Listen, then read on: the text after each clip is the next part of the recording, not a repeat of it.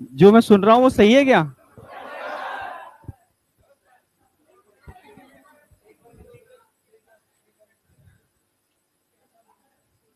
ये एसी नहीं चल रहा क्या? एसी चल रहा है? अच्छा।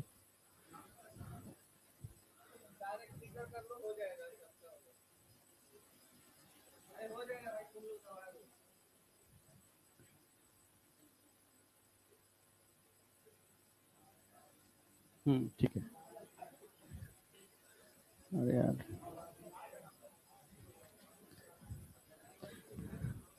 देखो। हेलो हेलो हेलो, आवाज आ रही है क्या? सही सही बताओ। जो कह रहे थे वो सही था सही था ना? हाँ, ये है ना। ठीक है। वो छोड़ो, अगर है तो मत करो ये, है ना? क्योंकि यार, मैं सच कह रहा हूँ, बिहार पर गर्व होता है क्योंकि यहाँ का बच्चा बहुत मेहनती है। कोई ऐसा बोले तो अच्छा नहीं लगता यार। समझ रहे हो ना? एक बच्चे की वजह से पूरी क्लास का कहीं ना कहीं नाम हो जाता है ना? तो ऐसा मत करो। इन चीजों में कुछ रखा नहीं है। ठीक है। अगर वास्तव में तुम्हें किसी चीज की रिक्वायरमेंट है तो मुझे बोल दो, उठा के मैं दे दूंगा ना। वो बेटर है ना? तुम्हें लगता है सर ये नोटबुक चाहिए, ये डायरी चाहिए, ये पेन चाहिए, मैं दे दूंगा यार। समझ गए ना? तो मतलब थोड़ा पॉजिटिव वे में जाओ, क्योंकि सिलेक्शन के लिए एक पॉजिटिव एनर्जी की जरूरत है। समझ रहे हो? क्योंकि मेहनत नंबर वन पर मेहनत काम करती है। मेहनत के बाद कहीं ना कहीं एक एनर्जी चाहिए जो पुश करती है अनफेवरेबल कंडीशंस के अंदर। वो पॉजिटिव एनर्जी तब आएगी, तुम्हें तो पता नहीं है। देखो, मैं मैसेज कह रहा हूं, मैं एक भास्कर सर हैं जो मतलब इंटरनेशनल लेवल पर योगा के कहीं हेड भी हैं वो। ठीक है। मैंने उनके संग बहुत काम किया है। वो पिरामिड साइंस पर काम करते हैं। पिरामिड साइंस समझते हो? मिस्र के पिरामिड है, तो इसी तरीके से वो आर्टिफिशियल पिरामिड बनाते हैं। ठीक है। मैं कभी अब सही आ रही है? अब हाँ, तो जैसे मिस्र के पिरामिड हैं जो बहुत पुरानी तब की सभ्यता में बने थे, और कैसे बने थे हमें पता ही नहीं है। तो आखिर उन पिरामिड का रहस्य आपको पता है? पूरी दुनिया के लोग आइडेंटिफाई करने की कोशिश कर रहे हैं। आखिर उस समय वो पिरामिड बने कैसे और क्यों बनाए गए पिरामिड? पिरामिड का कंसेप्ट है क्या? क्या वाकई में दूसरे ग्रह के लोगों का कोई अस्तित्व वहां कुछ ऐसा है, या क्या है? मतलब लोग लगे पड़े हैं, आखिर वो स्ट्रक्चर क्यों बनाए गए? आप समझना। ऐसे ही तुमने देखा होगा, मंदिर, मस्जिद, गुरुद्वारा, चर्च, इनकी जो टॉप बनाई जाती है गुम्बद आकार बनाई जाती है, यानी पिरामिड शेप बनाई जाती है। तो जब मैं उन सर से मिला था, उनके संग मैंने काम भी किया, तो वो आर्टिफिशियल पिरामिड बना रहे थे। ग्लास के, कांच के पिरामिड होते हैं। मैंने, सर कर क्या रहे हो तुम ये? ठीक है। तब उन्होंने बताया इसका रहस्य क्या है, मतलब उसके पीछे की हिडन साइंस बताई, और मुझे एक्सपेरिमेंट करके दिखाया उन्होंने बहुत सारे। ठीक है। उन्होंने बहुत सारे फ्रूट्स लेके आए, जब उनके साथ काम किया मैंने, तो उन्होंने एक ही जगह के, एक ही मतलब टोकरी के मतलब सारे फ्रूट्स लिए। उन्होंने कुछ फ्रूट्स बाहर रखे थे, कुछ फ्रूट्स पिरामिड के अंदर रखे थे। पिरामिड के अंदर जो फ्रूट्स थे पर्टिकुलर 10 दिन बाद जब कंक्लूजन निकाला, उसकी अंदर की स्लाइड बनाई, अंदर का स्ट्रक्चर देखा, अंदर क्या चेंजेस हुए बाहर और अंदर के अंदर। पिरामिड के अंदर जो फ्रूट्स थे वो कंपेरेटिव काफी फ्रेश थे, कंपेरेटिव काफी फ्रेश थे। जब छोटे छोटे पिरामिड थे, बहुत बड़े थे, कांच की ग्लास के पिरामिड्स बनते हैं। ठीक है। तो उन्होंने समझाया कि देखो सर, ये बाहर रखे फ्रूट्स थे, ये पिरामिड के अंदर रखे फ्रूट्स थे। तो पिरामिड के अंदर कुछ ऐसा था जिसने फ्रूट्स की, जो कह सकते हो कि उनको मेंटेन किया, उसको सड़ने से रोका। ठीक है। तब फिर मैंने जब मिस्र के पिरामिड की कंसेप्ट समझे, कई चीजें पढ़ी मैंने, जो अपना एक चैनल आता है, ठीक है, डिस्कवरी और हिस्ट्री वाला आता है, उस पर एक बार एपिसोड देखा, कई चीजें मैंने कोरिलेट की। तब समझ में आया कि पिरामिड इसलिए बनाए गए थे कि मम्मी सड़े ना, मम्मी का जो सर्वाइबिलिटी है बढ़ जाए। समझ रहे हो? फिर जब एक दिन जब मैंने एक आर्टिकल पढ़ा था, तब समझ में आया कि मंदिर, मस्जिद, गुरुद्वारे, चर्च, इनकी जो टॉप बनाई जाती है गुम्बदाकार बनाई जाती है। ठीक है। देखा होगा हिंदू धर्म में कहते हैं जब भी मंदिर जाओ, ठीक है, तो आप मंदिर में टॉप को देखो, पहले टॉप का मतलब है पिरामिड को देखो। ठीक है। उसको नमन करो तब एंटर करो। ठीक है। ऐसे हर रिलीजन के अंदर देखो, चीजें सारी एक हैं, पर कहीं ना कहीं साइंस से जुड़ा हुआ है। अब साइंस से क्यों जोड़ा गया? क्योंकि उस समय का इंसान पढ़ा लिखा नहीं था। तो कुछ कुछ ही लोग पढ़े लिखे होते थे, उन्होंने कहा इनको फील कराना है, मतलब एनर्जी फील करानी है। तो एनर्जी, अब तो लेंस भी आ गए हैं। ठीक है। उन्होंने मुझे लेंस भी दिखा दिया उसके बाद। लेंस का मतलब है आप उससे एनर्जी को देख सकते हो, एनर्जी के ऑरा देख सकते हो। आप समझ रहे हो ना मेरी बात? ऑरा साइंस तो पूरी साइंस ही बन गई है अब तो। तुम अभी शायद नहीं समझ रहे होगे, ऑरा साइंस एक अलग साइंस है पूरी। समझ रहे हो ना मेरी बात? पूरा एक्सपर्ट लोग काम कर रहे हैं उसके ऊपर। तब उन्होंने बताया कि एक आदमी अभी ये, मतलब देखो, इन पिरामिड शेप स्ट्रक्चर के बाहर है, और उसके ऑरा देख लो, तो लेंस से देखोगे तो हर इंसान के चारों तरफ रंगीन कलर के ऐसे ऐसे कुछ एनर्जी दिखेगी आपको, कई कलर की एनर्जी दिखेगी ऐसी घूमती हुई। देखा होगा जो आजकल सोल्जर्स देखे होंगे, वो एक पहन लेते हैं लेंस, दीवार के पीछे उनको एनर्जी दिखती है। अगर कोई इंसान है तो समझ लेते हैं यहाँ कोई इंसान है, फायर कर देते हैं दीवार के पीछे से। देखा हो ना? हाँ, तुम उसे थर्मो टर्म यूज कर रहे हो, ऐसे ही वो कलर, उसमें क्या कलर दिखते हैं, ठीक है, थर्मो डिटेक्टर में कलर दिखते हैं और हर इंसान के अराउंड अलग अलग कलर होते हैं, ठीक है। उससे ये पूरी स्टडी हो गई है कि अगर कोई पॉजिटिव है तो उसके कलर अलग होंगे, नेगेटिव है उसके कलर अलग होंगे, ठीक है। कोई मतलब कैसे कि पूजा पाठ करने वाला, ध्यान मेडिटेशन करने वाला, उसके कलर अलग होंगे। चोर, उचक्का, समझ रहे हो, डकैत, उसके कलर अलग होंगे। ये पूरी स्टडी है, और उसमें मत जाना, मतलब मैं कह रहा हूं कलर, ठीक है। ऐसे इंसान को, अरे डायरी की बात नहीं कर रहे हैं, ठीक है, जरूरत है। देखो कभी कभी विद्या की चीजें इन पे चोरी भी नहीं कहते, इनको खाने की चीजें उनको चोरी नहीं कहते, ठीक है, उसने पढ़ने के लिए लिया होगा। पर ऐसी चीजें अगर तुम मुझसे बोलोगे तो मैं उठा के दे दूंगा तुम्हें, ठीक है, मैं खरीद के दे दूंगा तुम्हें बाहर से, और अच्छे तुम्हें लगता है कि हाँ, सिर्फ तुम्हें वास्तव में तुम्हारी मतलब ऐसी स्थिति है तुम नहीं खरीद पा रहे हो, पर यहां हो तो ऐसी स्थिति तो नहीं है, यहां हो तो ठीक है भाई। ऑफलाइन के अंदर हर कोई अप्रोच नहीं कर पाता, हाँ ऑनलाइन के अंदर मुझे लगता है कि यार बच्चे वास्तव में बहुत कंडीशंस होती हैं, इसलिए ऑनलाइन भी लॉन्च करना हमारे लिए बहुत जरूरी था, ठीक है, तो ऑनलाइन भी हम लॉन्च कर ही रहे हैं इसीलिए। बट तुम यहां पर हो तो ऐसी स्थिति नहीं है, आप समझ गए ना। तो कहीं ना कहीं, और हर चीज नोट होती है, नोट का मतलब समझो वो आपकी ही मेमोरी में नोट होती है कि मैंने ये गलत किया, आज कर लोगे पर कुछ समय बाद कहेगा यार मैंने वो काम किया था, गलत किया था, ठीक है, उसका रिफ्लेक्शन होता है बॉडी के अंदर, उसके चेंजेस होते हैं, कहीं ना कहीं इफेक्ट पड़ता है उसका। मैंने चीजें फील की है यार, इसलिए कह रहा हूं मैं, ठीक है। तो ऑरा साइंस कहती है कि आप अगर जैसी सोच रखते हो वैसे ही आपके ऑरा होंगे।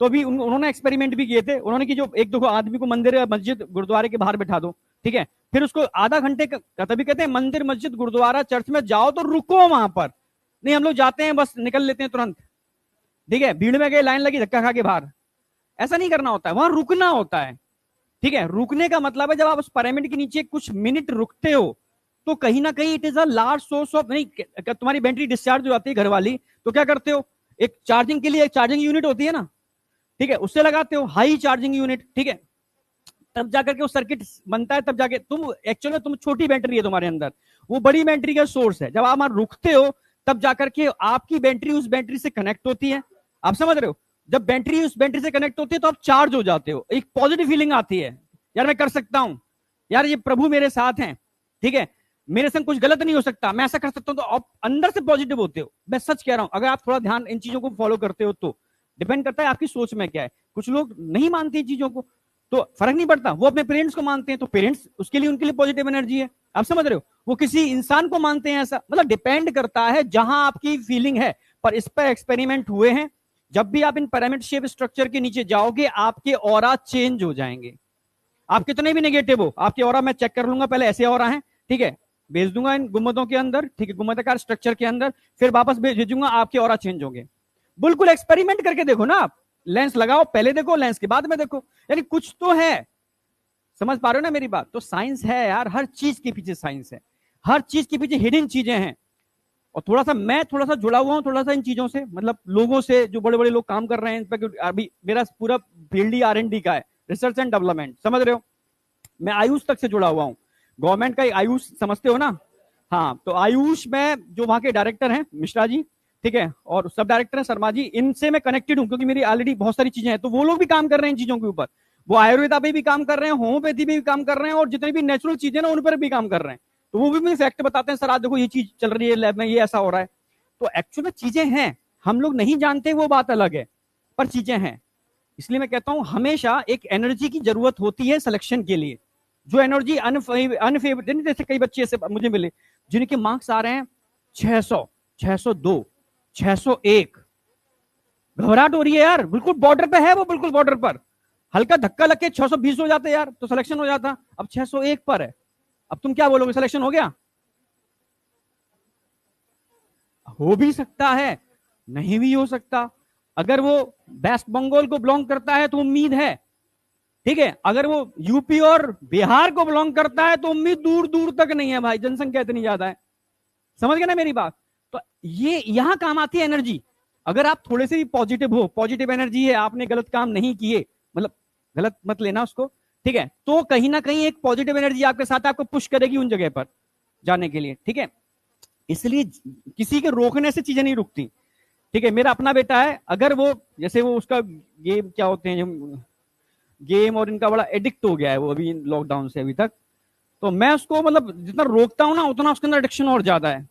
वो गेम बना लेता है।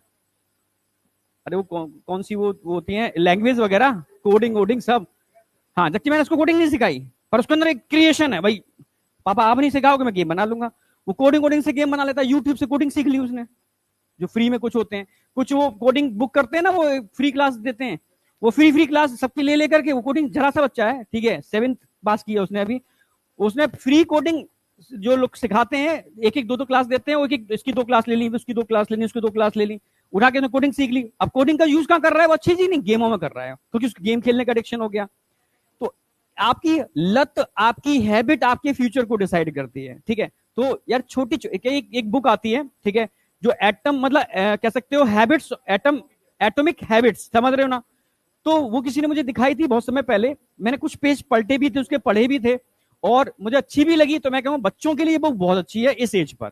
अगर आप इस एज पर अपनी छोटी छोटी हैबिट को चेंज कर लेते हो, तो मैं सच कह रहा हूं आगे जाकर के एक बहुत बड़ा चेंज देखने को मिलता है। वो चेंज एक दिन में देखने को नहीं मिलता। जैसे इस बार नीट के एग्जाम में बच्चे तुक्का मार के आए, बताया उन्होंने, बताया सही सही बताया, सर तुक्का मार दिया, ये गलती होगी, तुक्का मार दिया। और तुक्का क्यों मार दिया, तो मैंने कहा था बेटा तुक्का नहीं मारना है, सर वो आदत पड़ गई थी, एकदम चेंज नहीं हुई। लास्ट टाइम पे लगा ये कम हो रहे हैं क्वेश्चन, शायद सिलेक्शन नहीं होगा, तो मैंने रिस्क ले लिया, तुक्का मार दिया, उसमें गड़बड़ हो गई, तुक्का मेरे गलत हो गए। आदत आदत समझना मेरी बात, एक दिन में चेंज नहीं होती, हैबिट्स धीरे धीरे चेंज होते हैं। ठीक है, आज हैबिट्स आ गई डायरी की, तो हो सकता है कल दूसरी हैबिट्स आ जाएगी। ठीक है, मतलब उसका अलग अदरवाइज मत लेना इस चीज को। ठीक है, मैं बस कहना चाह रहा हूं कि तुम अभी वास्तव में बहुत जीनियस हो, तुम आगे जाके पता नहीं क्या करने वाले हो, पता नहीं किस लेवल पे पहुंचने वाले हो, समझ रहे हो।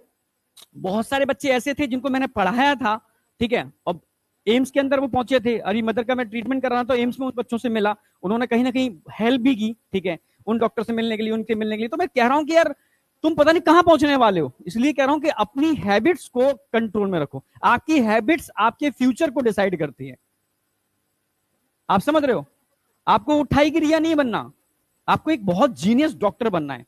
यहां क्लास में बैठे हो, एक बहुत जीनियस डॉक्टर बनने के लिए बैठे हो, बहुत जीनियस लेवल पे जाने के लिए बैठे हो। बिहार में नाम नहीं करना, आपको दुनिया में नाम करना है, क्योंकि इंडियन डॉक्टर्स की वैल्यू पूरे वर्ल्ड के अंदर है, बहुत ज्यादा वैल्यू है यहाँ के डॉक्टर्स की।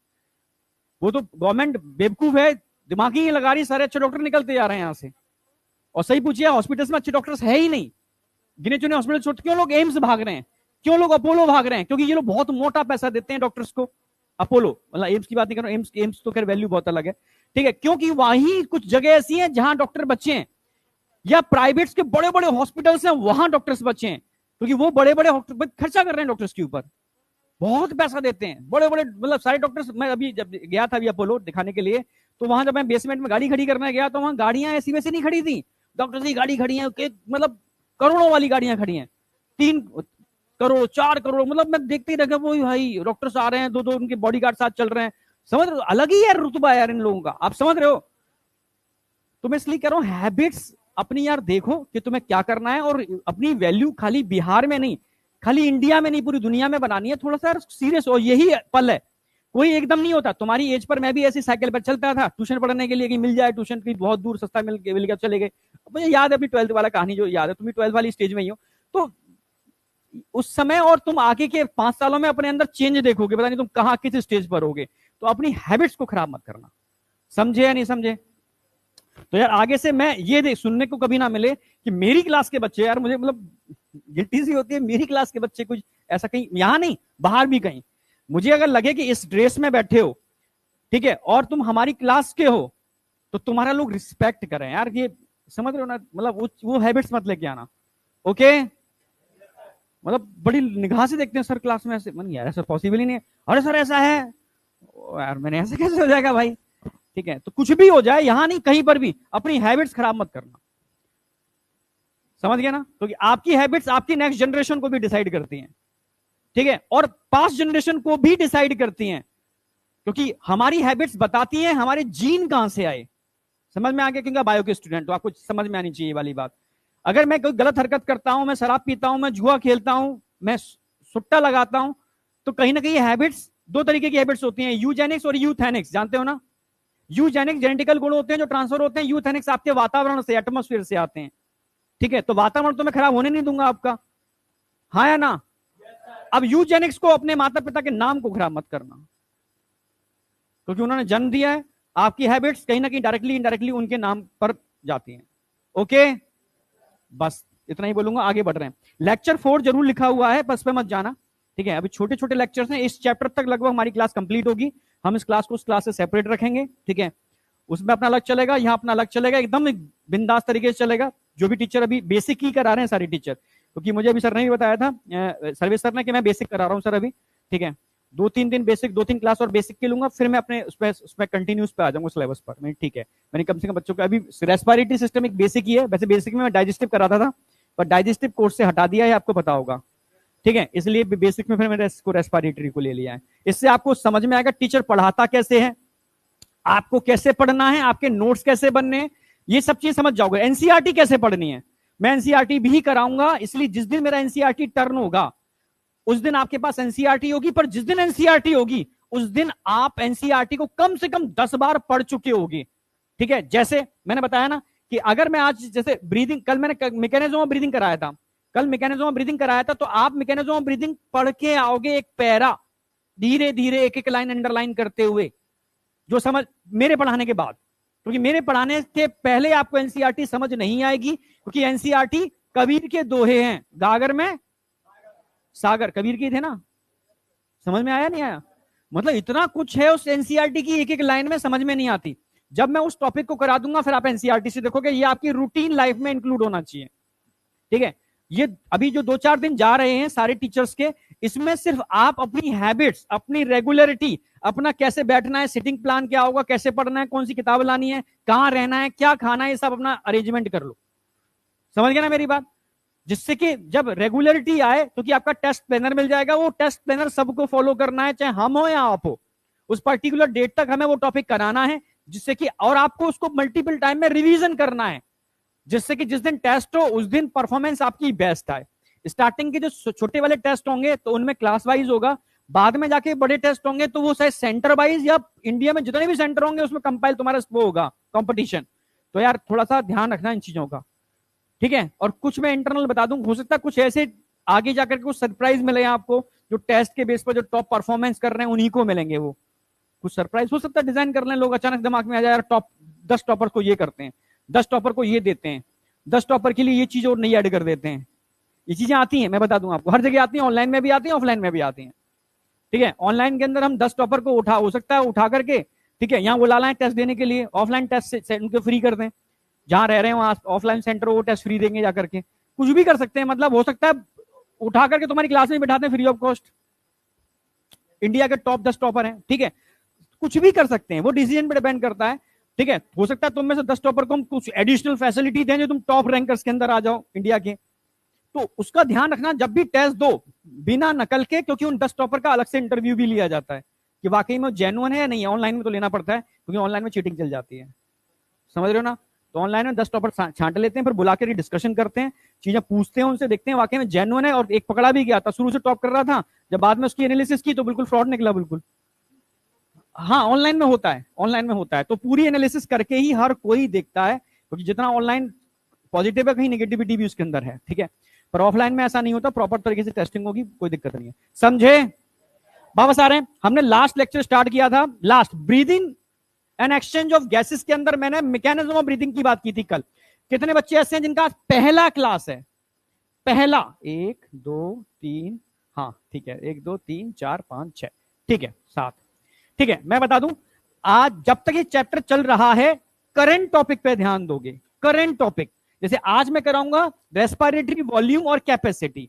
रेस्पिरेटरी वॉल्यूम और कैपेसिटी से हर साल एक क्वेश्चन आता है, ठीक है, और ये चैप्टर में दोबारा से रिवाइज और कराऊंगा, पहले बोल दे रहा हूं मैं, रिवीजन में आएगा ये टॉपिक, ये चैप्टर चल रहा है।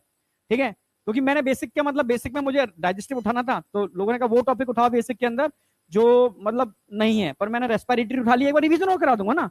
मैं डाइजेस्टिव उठा के मुझे मतलब नहीं निकल रहा था कोई, तो मैंने रेस्पिरेटरी इसलिए उठाया क्योंकि नीट में क्वेश्चन आता है, एक बार रिवीजन और हो जाएगा, क्या है नहीं समझ में आया, और इससे मतलब मुझे फायदा मिल रहा था क्योंकि मेरे बच्चों को फायदा मिल रहा था, इसलिए मैंने रेस्पिरेटरी उठा लिया। कोई डाउट?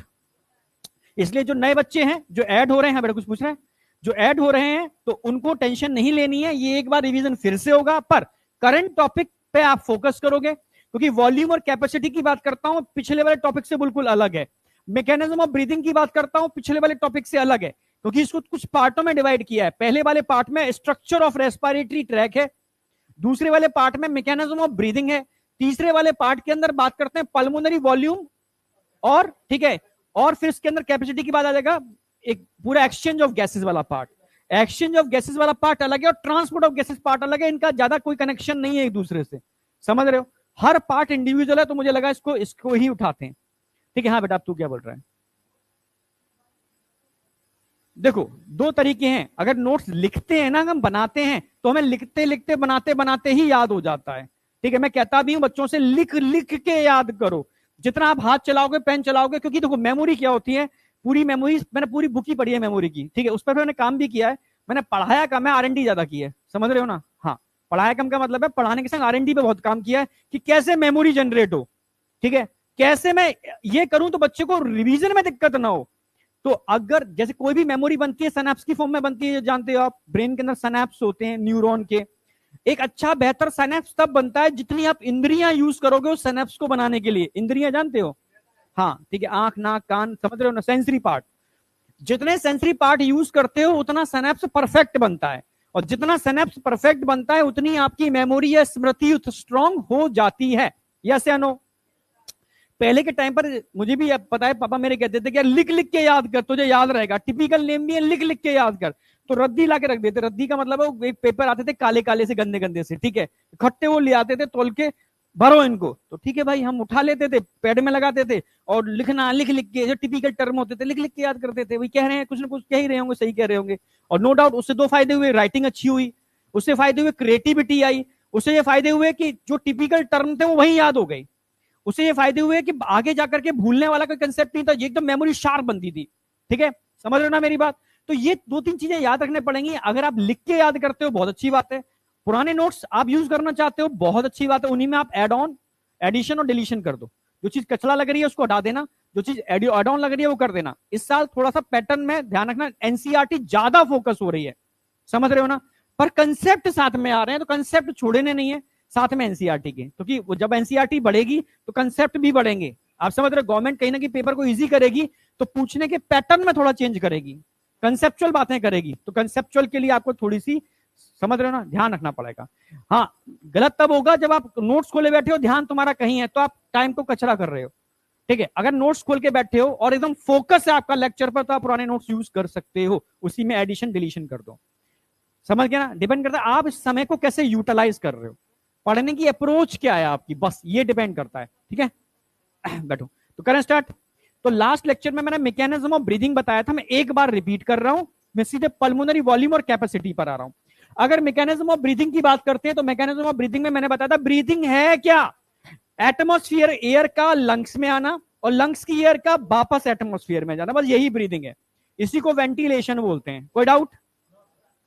अब भाई एटमॉस्फेयर जो एयर है उसके प्रेशर को आप चेंज नहीं कर सकते, हाँ लंग्स आपके जिस कैविटी में इस प्रेशर को आप चेंज कर सकते हो, इसके अंदर के प्रेशर को बाहर के प्रेशर से कम कर दोगे, बाहर की एयर अंदर आ जाएगी, अंदर के प्रेशर को बाहर के प्रेशर, अंदर के प्रेशर को बाहर के प्रेशर से बढ़ा दोगे, अंदर की एयर, तो एयर का आना और जाना किस पर डिपेंड करता है, प्रेशर के ऊपर, और प्रेशर का चेंज होना किस पर डिपेंड करता है, वॉल्यूम के ऊपर।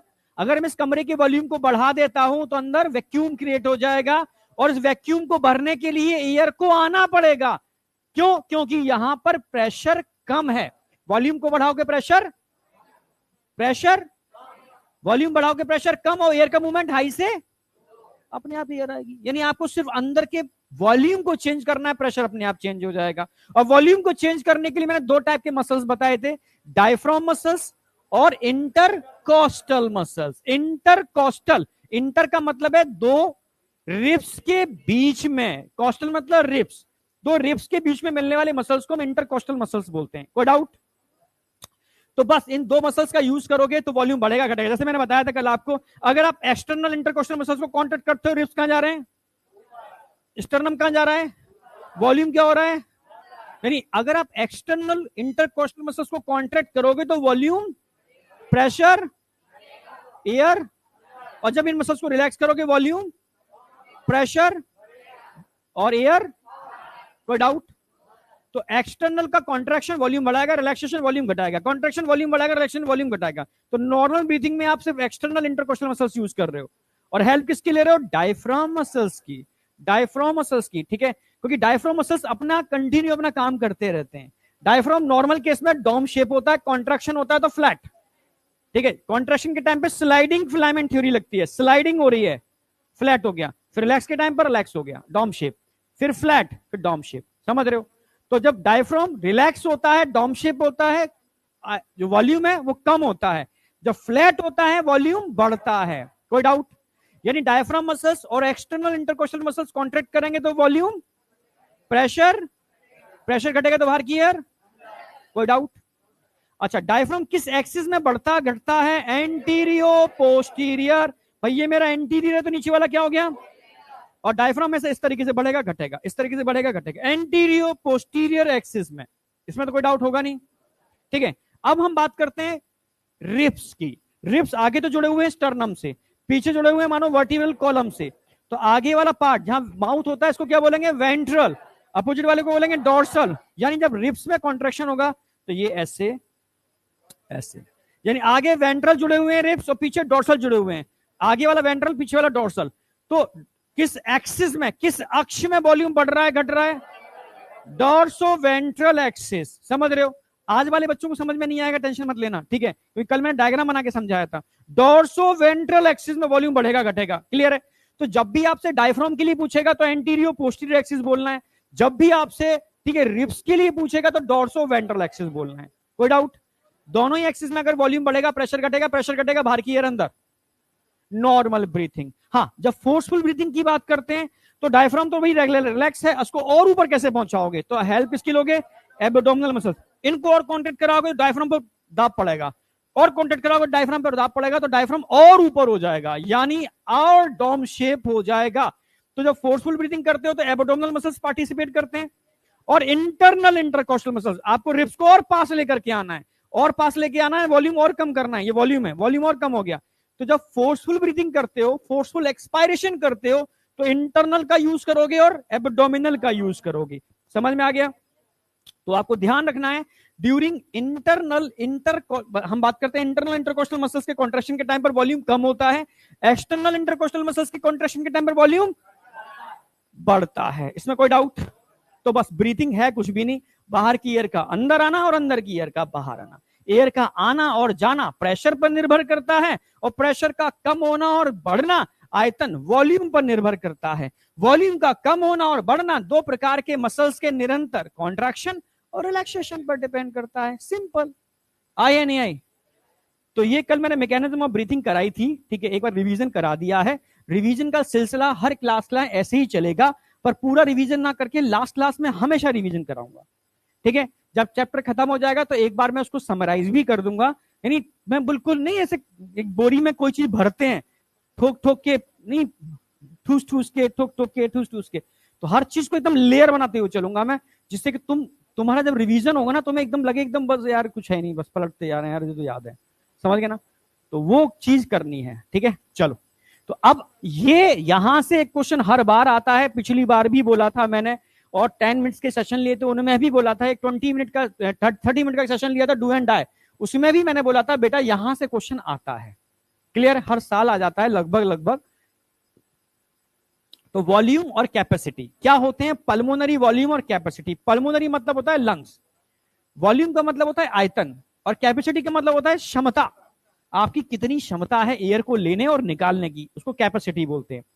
तो इसको मेजर करने के लिए एक इंस्ट्रूमेंट यूज करते हैं। जब किसी भी आप, हाँ, स्पायरोमीटर, किसी भी आप डॉक्टर के पास जाते हो जो स्पेशली, ठीक है, निमो का मतलब पल्मो का एक्सपर्ट है, तो उसकी देखना, उसकी क्लिनिक के अंदर एक कोने में एक कंप्यूटर जैसा रखा होगा, लैपटॉप जैसा, एक स्पायरोमीटर रखा होगा, और नाक में क्लिप लगाएगा और मुंह में इसको लगाएगा इस तरीके से, और आपसे कहेगा सांस ले भाई, सांस निकाल। नाक से नहीं लेनी है, क्लिप लगा देगा और यहीं से लेना निकालने का काम करेगा। ये आपके लंग्स की आयतन यानी वॉल्यूम और क्षमताओं को मेजर करता है, मापता है। समझ रहे हो? तो ध्यान रखना है, ये जो इंस्ट्रूमेंट दिख रहा है माउथ में लगाया हुआ है, ये है स्पायरोमीटर।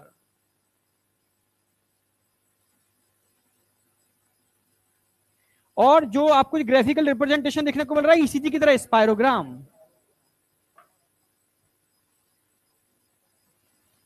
बस नाम, इसमें तो बस एक दो ही चीजें होती हैं, बस मैं थोड़ा चित्र से इसलिए दिखा दिया, थोड़ा समझ में आता है नए बच्चे को, यार क्या है ये, क्या लगा रखा है, ये क्या होता है स्पायरोग्राम। तो एक्चुअल में आपको स्टडी करनी है यहाँ पर स्पायरोग्राम की। स्पायरोग्राम क्या बता क्या रहा है भाई, ये हो क्या रहा है ईसीजी की तरह, ऊपर नीचे हो क्या रहा है, इससे क्या सीखोगे, ठीक है, ये ध्यान रखना है। और अगर आप रेस्टिंग कंडीशन में बैठे हो तो 1 मिनट में कितने बार आप इन और हिल करते हो, 12 से 16 बार। अगर आप मेजर करोगे घर जाकर के, लगभग 1 मिनट में 12 से 16 बार आप एयर लेते हो और एयर निकालते हो, ठीक है। ये एनसीईआरटी की लाइन थी जो आपको याद करनी है, ठीक है। ओके, आगे बढ़ रहे हैं। अब स्पायरोग्राम मैंने ड्रॉ कर रखा है ऑलरेडी, ठीक है। ओके, अब थोड़ा सा एनसीईआरटी पे ज्यादा फोकस करेंगे इस बार, ठीक है। मैं एनसीईआरटी बिल्कुल एकदम घुटाना चाह रहा हूं बहुत खतरनाक तरीके से, ठीक है। तो स्पायरोग्राम वही है, छोटी छोटी छोटी उठ रही है नीचे जा रही है, उठ रही है नीचे जा रही है, ये समझ रहे हो ये क्या बताना चाह रहा है। तो इसको बताने से पहले मैं आपको थोड़ा 4 वॉल्यूम्स के बारे में बताऊंगा, ठीक है। आप अभी रेस्टिंग कंडीशन में बैठे हो, कितनी एयर ले रहे हो निकाल रहे हो, कुछ एयर ले रहे हो निकाल रहे हो, 500 ml आप एयर ले रहे हो और 500 ml एयर निकाल रहे हो। जो एयर ले रहे हो निकाल रहे हो, एक्चुअल में ये क्या है आपका टाइडल वॉल्यूम। इस कमरे का टाइडल वॉल्यूम पूछूंगा क्या होगा, बिना फोर्स के, ना तो एग्जॉस्ट लगा है इसके अंदर ना कुछ, बिना फोर्स के इस कमरे में जितनी एयर आ रही है जितनी एयर जा रही है वो इस कमरे का टाइडल वॉल्यूम है। समझ में आया? बिना फोर्स के आप जितनी एयर ले रहे हो और जितनी एयर निकाल रहे हो वो आपके लंग्स का टाइडल वॉल्यूम है। समझ रहे हो ना मेरी बात? टाइडल वॉल्यूम का मतलब है volume of air which inspire and expire during normal breathing. Normal time पर आप जितनी एयर ले रहे हो निकाल रहे हो, समझ रहे हो ना बेटा? हाँ, ये आपका टाइडल वॉल्यूम है। क्या है? Tidal volume. याद रखोगे, हमेशा अपना टाइडल वॉल्यूम ज्यादा मेंटेन करो। अब वास्तव में आपको एनर्जेटिक होना है, ऊर्जावान होना है, मतलब हाई, जैसे ब्रूस ली जैसी एनर्जी चाहिए आपको, पता है ना, खतरनाक। मतलब लोग लिफ्ट से नहीं उतरेंगे इतनी देर में तो सीढ़ियों से नीचे आ जाएगा वो, जो मैंने उसके आर्टिकल्स पढ़े हैं। मतलब बहुत एनर्जी थी उसके अंदर, समझ रहे हो? वो वाकई में जेन्युइन एनर्जी थी। हाँ, माइकल जैक्सन के लिए कहा जाता है कि उसने कहीं ना कहीं ड्रग्स एडिक्ट था वो, जानते हो ना? हाँ, लास्ट टाइम पर उसकी डेथ का कारण में भी कहीं ना कहीं ये लाइका एम्फेटामिन टाइप जैसे ड्रग्स जो होते हैं ना, इस टाइप के ड्रग्स उसने लिए थे, उसकी ओवरडोज की वजह से उसकी डेथ हुई थी, ऐसे एक आर्टिकल पढ़ा था। चीजें है, वेरिएशन है, ठीक है। तो पर उसकी अगर बात करते हैं वो नेचुरल एनर्जी थी। और एनर्जी के लिए कौन रिस्पॉन्सिबल होती है? हमेशा ऑक्सीजन रिस्पॉन्सिबल होती है, खाना रिस्पॉन्सिबल नहीं होता। कितना भी खाओ, अगर आप ऑक्सीजन नहीं ले रहे हो तो उसका ऑक्सीकरण नहीं होगा, ऑक्सीडेशन नहीं होगा और एनर्जी नहीं लिबरेट होगी। इसीलिए हम आपसे कहते हैं जब भी सुबह के टाइम मिले तो पर नेचुरल एयर हो, इस एयर को, प्रकृति की एयर को यूटिलाइज करना सीखो, ठीक है। यूटिलाइज करने का एक ही तरीका है, थोड़ा एयर भरो लंग्स के अंदर, फील करते हुए, ठीक है। समझ रहे हो? और कैसे फील करो, जैसे मैं अक्सर करने की कोशिश करता हूं, आंखें बंद करूंगा, मैं राइट नोस्ट्रिल से एयर लूंगा बिना दबाए, ठीक है। फील करके लूंगा, राइट से ही एयर जा रही है मेरी, लेफ्ट से एयर नहीं आ रही, फील करके लोगे। और जब आंखें बंद करूंगा तो लेफ्ट से एयर निकालूंगा, लेफ्ट से ही एयर निकलेगी, राइट से नहीं निकलेगी बिना दबाए। ये 2 या 3 दिन की प्रैक्टिस में आ जाता है, बस 2-3 दिन की प्रैक्टिस में। कई बच्चे शायद पहले दिन ही कर लेते हैं, ठीक है। ध्यान लगा के जब करोगे, फोकस करोगे, एयर जा रही है और एयर निकल रही है, एयर जा रही है, एयर निकल रही है, समझ रहे हो? ऐसा ही होगा, ऐसा ही होगा बिना दबाए, ठीक है, ऐसा ही होगा। और जब तुम सीख जाओगे ना तो 2 फायदे होंगे। तो तुम अपने एयर पर ध्यान लगाना सीख जाओगे कि एयर जा रही है, और तुम समझोगे एयर जा रही है तो अंदर जाके क्या करेगी? फूड का ऑक्सीडेशन। यानी फोकस, आप अपनी बॉडी पर फोकस करना चालू कर दोगे। और बॉडी जब फोकस करते हो ना बॉडी के ऊपर, रिजल्ट इतने गदर आते हैं, जबरदस्त आते हैं, मैं क्या बताऊं, ठीक है। मतलब सुपर रिजल्ट आते हैं। करना तो ये सब चीज तुम्हारी एज पर ही होती है, क्योंकि तुम्हारी जो एज है ना वो खतरनाक एज है, समझ रहे हो ना? हाँ, 12 साल से लेकर के 24 साल, 18 तो है ही, पर 24 साल, एनसीईआरटी 24 लिखती है, ठीक है। एक चीज के लिए बताऊंगा, ठीक है। 18 साल तो तुम्हारी वो टीनेजर वाली उम्र हो गई, ठीक है।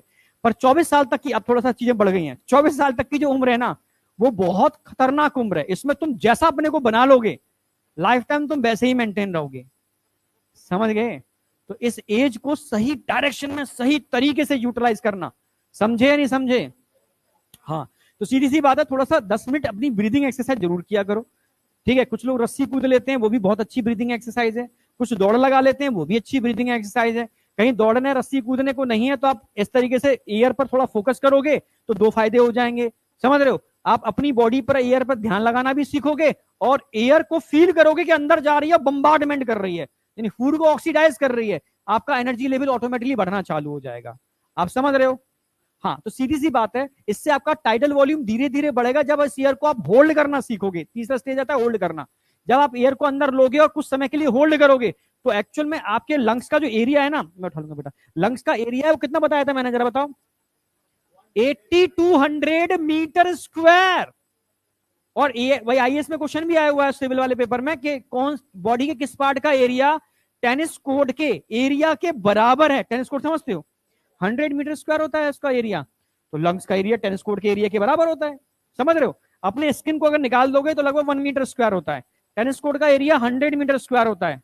टेनिस कोर्ट तो समझते हो ना, सब समझते हो ना? एनर्जी बेटा, एनर्जी, चेहरे पे एनर्जी दिखनी चाहिए, ठीक है? हाँ, देखो दो चीजें होनी चाहिए, एक तो मुस्कुराहट, एक एनर्जी। मुस्कुराहट कब नहीं आती? कुछ पल्ले नहीं पड़ रहा है, कहाँ बैठ गए आगे, ऐसा लग रहा है क्या? नहीं लग रहा ना? हाँ, तो टीचर को तो ऐसे लगेगा ना कि तू फंस गई, कहाँ बैठ गई, क्या हो रहा है दुनिया के अंदर, ऐसा भी चलता है क्या? ऐसा तो नहीं लग रहा? ठीक है, हाँ ठीक है। एकदम देखो, मैं कह रहा हूं कि फील करना और इंजॉय करना पढ़ाई को, मैं सच कह रहा हूं, तब तुम पढ़ाई को इंजॉय करोगे ना, मजा आएगा। देख, तुम अपने आप मेहनत करोगे, अभी बस 10 दिन निकलने तो अपने आप मेहनत करना चालू कर दोगे तुम, पर फील करना, ठीक है? थोड़ी समस्याएं होंगी बाहर, समझता हूं मैं, ठीक है? खाने आने की थोड़ी व्यवस्था कर लेना अपनी, ठीक है? थोड़ा खा के आना यार, ब्रेकफास्ट बहुत जरूरी है, तभी दिमाग काम करेगा। लगातार 6-7 घंटे बैठोगे, अभी तो एक ही क्लास लग रही है अभी, समझ रहे हो? तो मैं सेट किया जा रहा है, नहीं समझ में आया? सेट का मतलब है तुम्हारे ब्रेन की, जब नया जूता पहनते हैं तो काटता है, समझ रहे हो? 2-4 दिन काटेगा फिर सेट हो जाएगा वो। तो अभी तुम्हारी शायद, कई बच्चों की तो हैबिट है, कई बच्चे नए, उनकी हैबिट नहीं है इतनी देर इस हार्ड चेयर पे बैठने की, समझ रहे हो? तो तुम हैबिट डालनी है।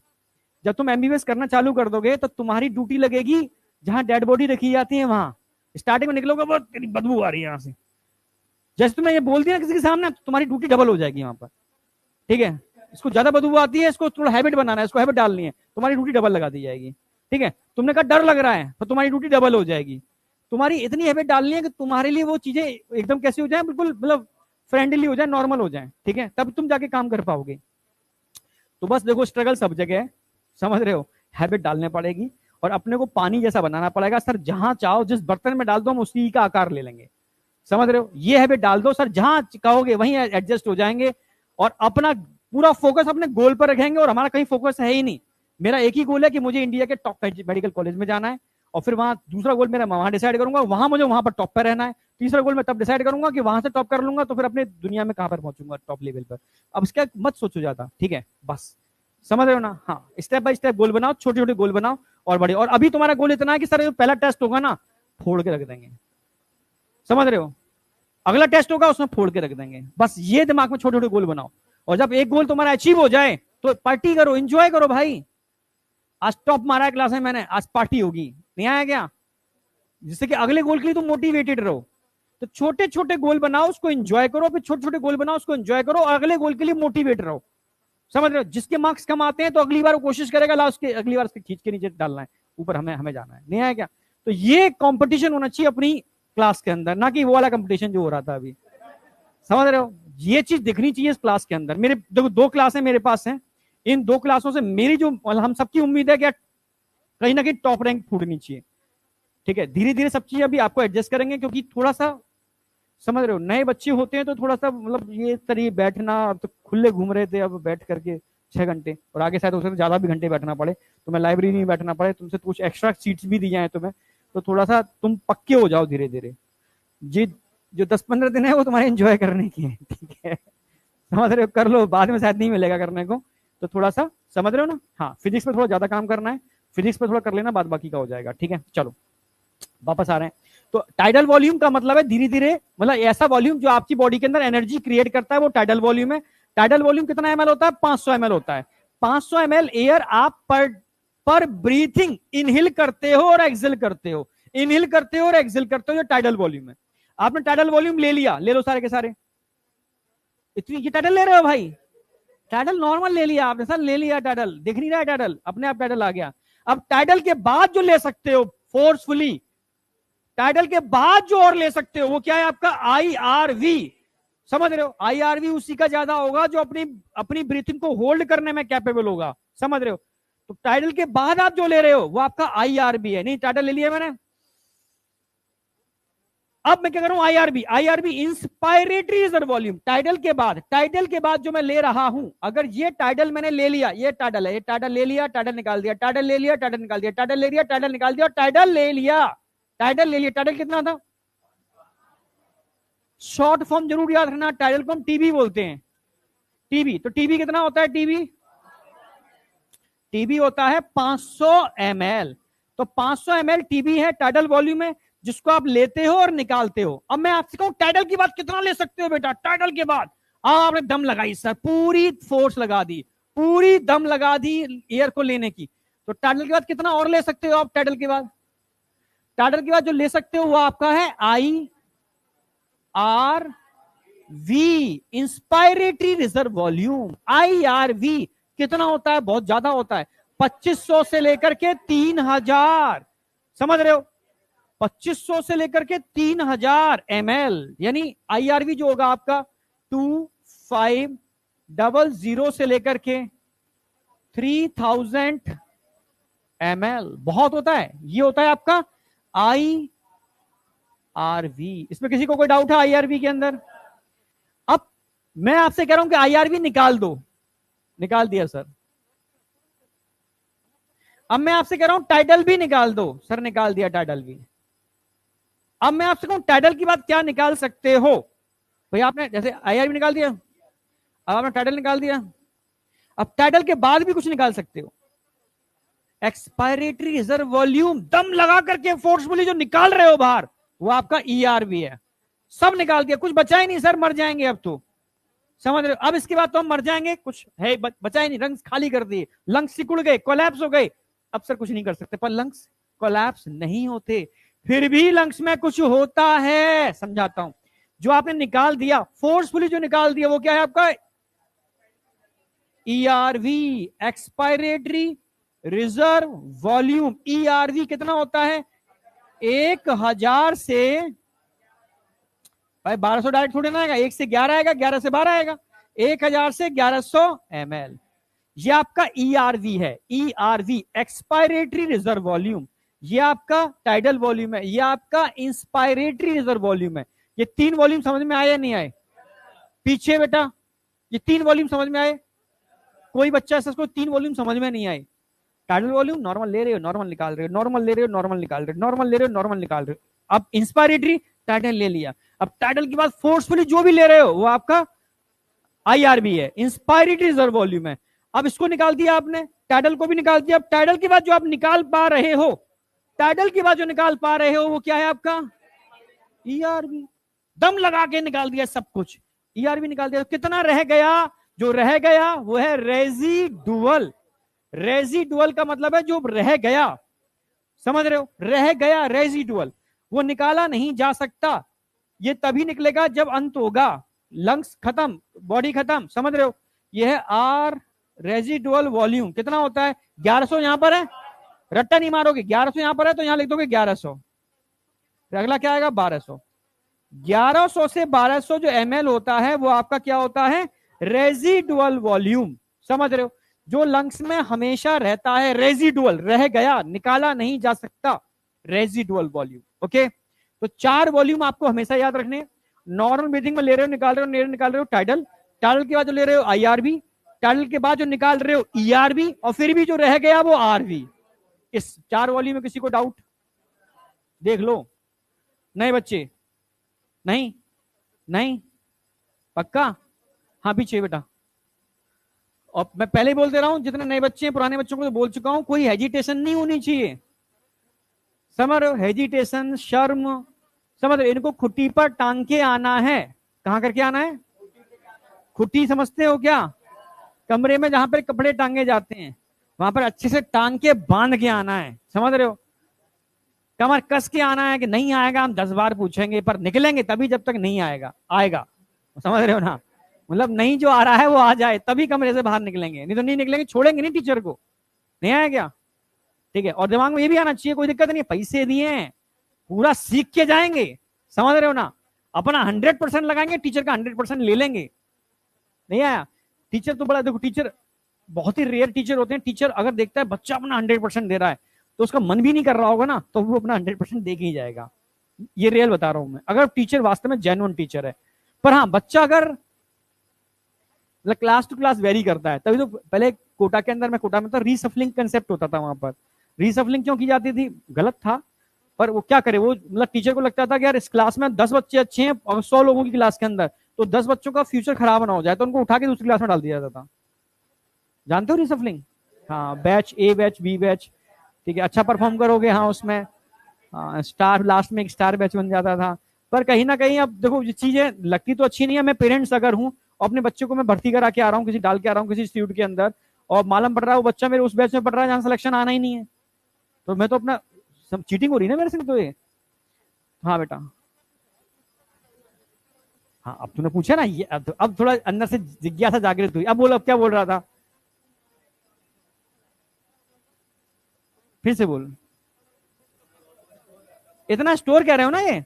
हाँ, अब मैं बताता हूँ। जब बच्चा गर्भाशय में होता है माँ के यूट्रस के अंदर, तब उसके लंग्स एकदम ऐसे सिकुड़े हुए होते हैं, कुछ भी नहीं होता, कोलैप्स होते हैं, क्योंकि वो अपने लंग से ब्रीदिंग नहीं करता, मदर के ब्लड से जो ऑक्सीजन होती है उसको यूटिलाइज करता है। पर थ्री इडियट देखिए, थ्री इडियट, तू बता देखिए तूने? हाँ तो बोल ना, तुझसे पूछ रहा हूँ। तो जब बच्चा जन्म लेता है तो वो मारते हैं उसको, भाई रो नहीं रहा है, टेंशन आ जाती है, क्योंकि अगर बच्चा पहले बाहर आती क्राई नहीं करेगा। क्राई का मतलब भाई हम कब साउंड लेते हैं? सांस लेते वक्त, सांस निकालते वक्त?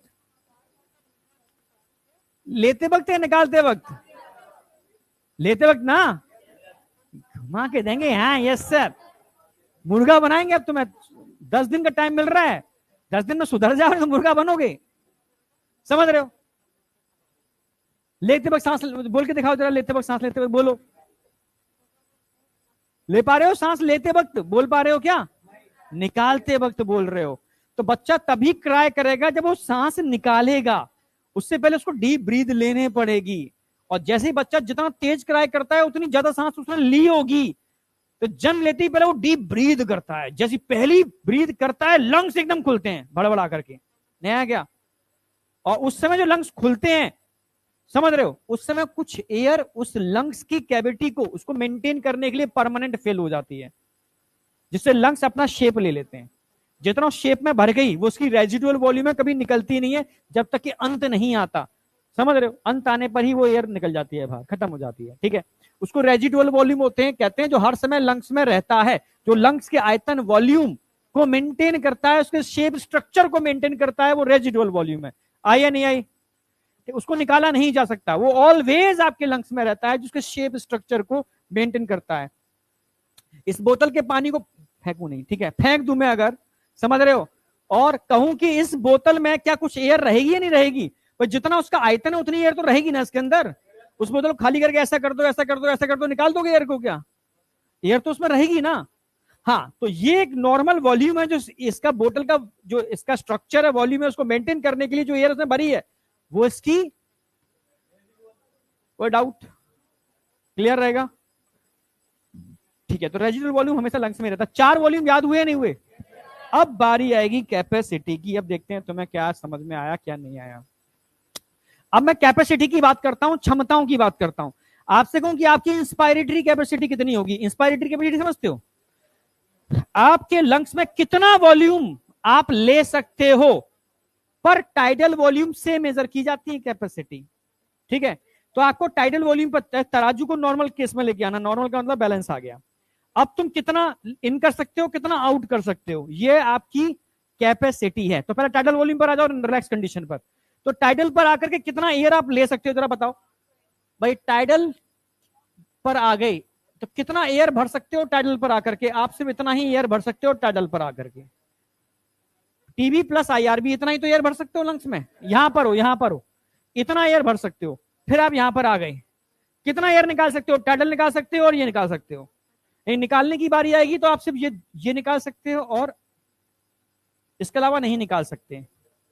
समझे या नहीं समझे? मतलब ये समझना, ये यहाँ एरो यहाँ दिखा रहा है, ये और ये इसके बीच की बात चल रही है। तो आपसे पूछा जाए कि आपकी एयर को भरने की क्षमता कितनी है, क्षमता नहीं क्षमता, समझ रहे हो? कितनी है क्षमता? इसको आप बोलोगे इसको इंस्पायरेटरी इंस्पायरेटरी कैपेसिटी बोलोगे, समझ रहे हो? इंस्पायरेटरी कैपेसिटी बोलोगे, समता। अच्छा, इसको ये तो भी लिखना है, एक मिनट रुको।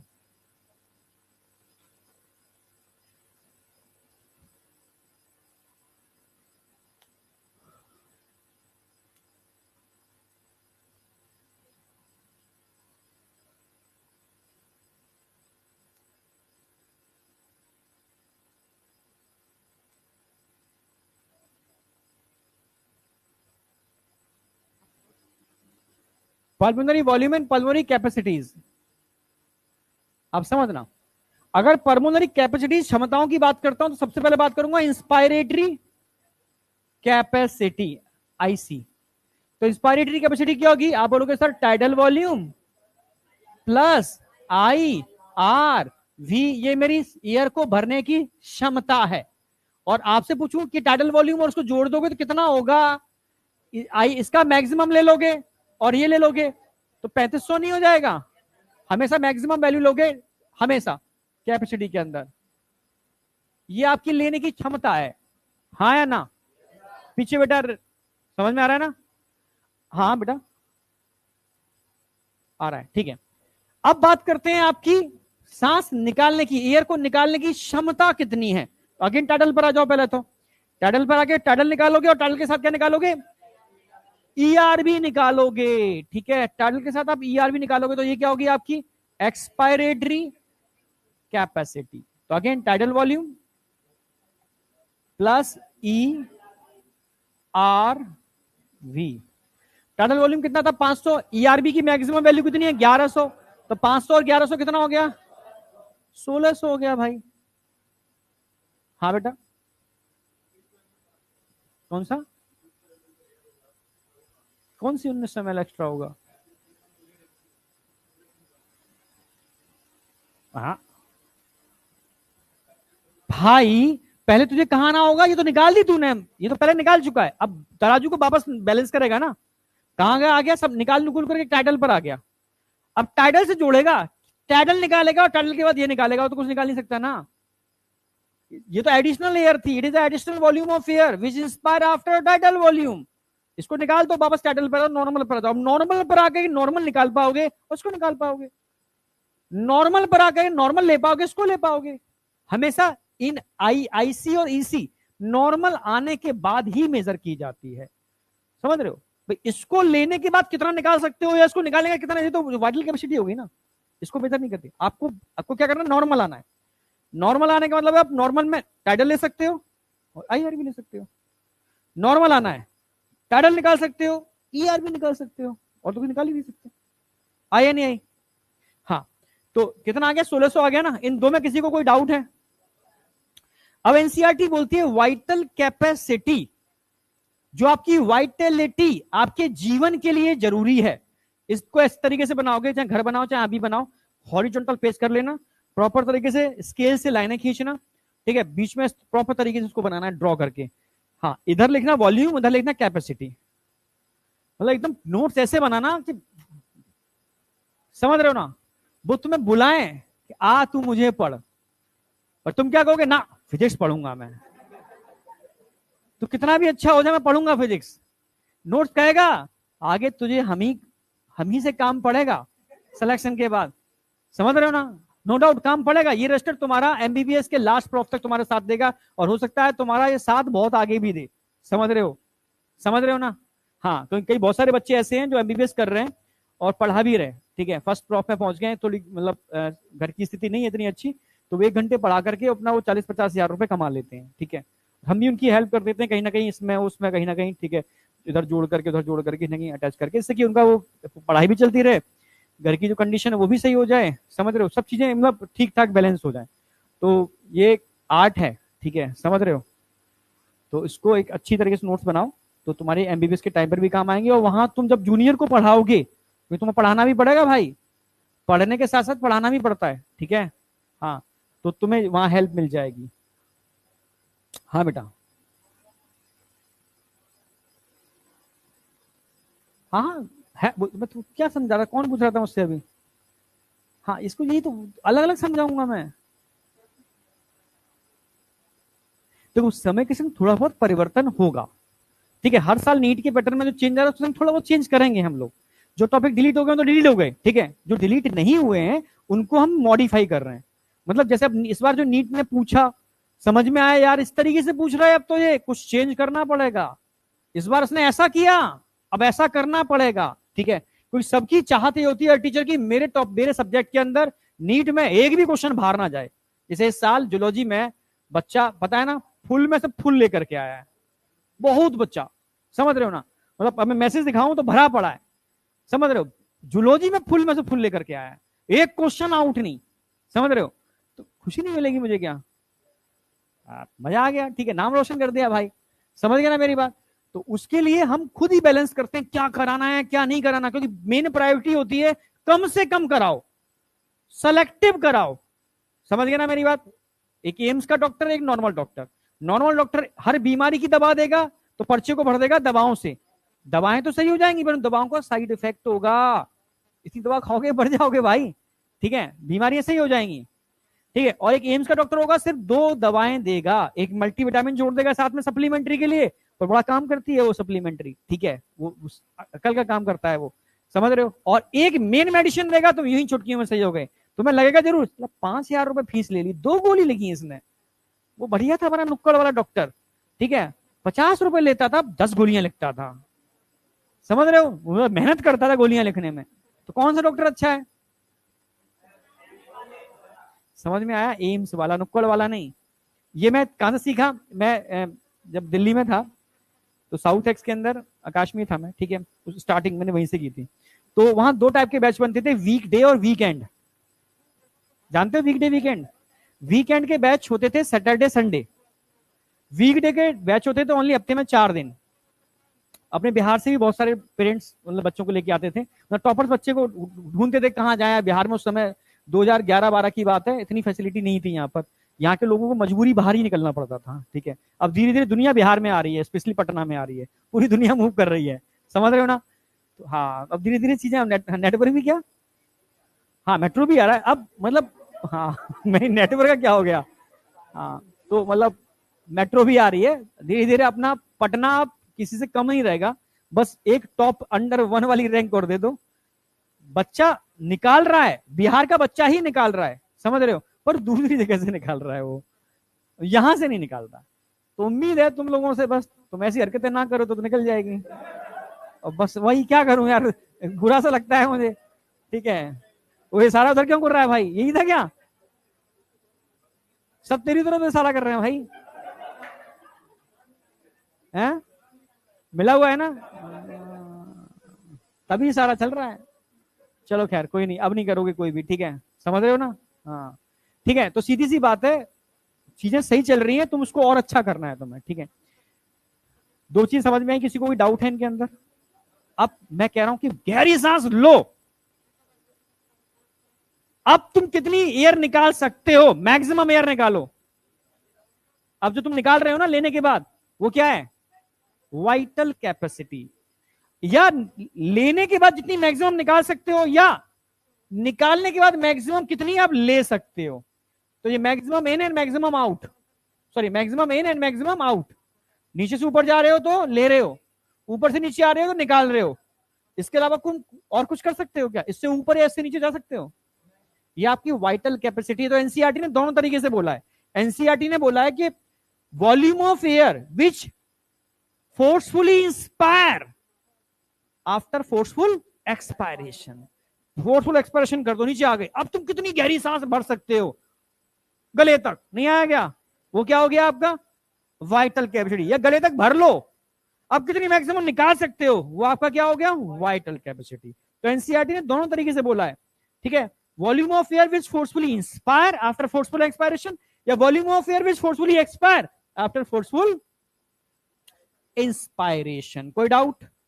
ये आपकी क्या हो जाएगी वाइटल कैपेसिटी, क्या हो जाएगी वाइटल कैपेसिटी। तो वाइटल कैपेसिटी में तीनों ही वॉल्यूम आ जाएंगे, तीनों ही वॉल्यूम आ जाएंगे। यानी यहां से, अरे यार, यहां से पूरा का पूरा नीचे तक का ये पूरा कवर होगा वाइटल कैपेसिटी में। दिख रहा है पीछे क्या? ये आपकी वाइटल कैपेसिटी हो गई। तो वाइटल कैपेसिटी इक्वल टू क्या हो जाएगा? ये क्यों आ रहा है भाई? ये क्यों आ रहा है?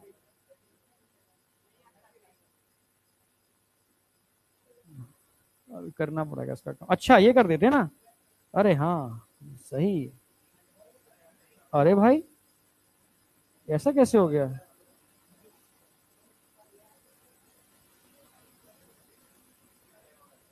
कोई हर टीचर, हर टीचर में होता है?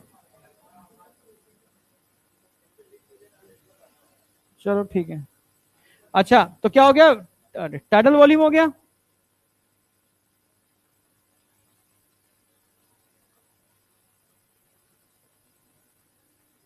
जरा बोलो ना आगे। आईआरवी हो गया और ईआरवी हो गया। जरा तीनों को जोड़ो, जरा जोड़ के बताओ मुझे। तीनों का मैक्सिमम वैल्यू लो, तीनों का मैक्सिमम वैल्यू लो। 4600। ये डेटा रटा होना चाहिए आपको। आप बताओ इसमें किसी को कोई डाउट? कोई डाउट? अब जो चौथा बता रहा हूं ना वो थोड़ा समझने वाला है। Functional residual capacity. कैपेसिटी पढ़ रहे ना? Functional residual capacity.